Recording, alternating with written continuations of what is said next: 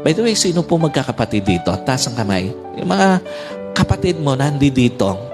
At the same time, sino rito may mga kapatid pa? Buhay pa yung mga kapatid. Yung iba po, ulila na sa kapatid. Parang ang dami atang ulila sa kapatid.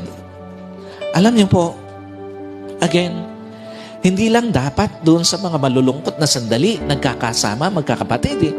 Dapat, lalo na doon sa mga masasayang panahon, mas lalong dapat nagkakasama mga magkakapatid. Why?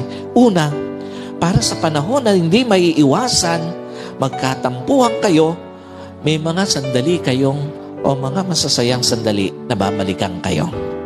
Alam niyo po, yung masasayang sandali nyo na na-create nyo doon sa nakaraan, tutulungan kayong hindi masyadong lumalim yung sugat ng tampuhan.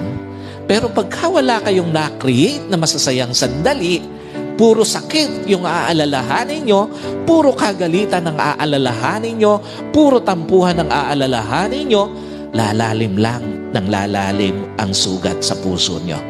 Kaya nga kailangan ang mga magkakapatid nagkikreate ng maraming masasayang sandali sa kanilang buhay. Kahit sa mga simpleng paraan, dapat lumilikha tayo ng mga masasayang sandali sa buhay natin.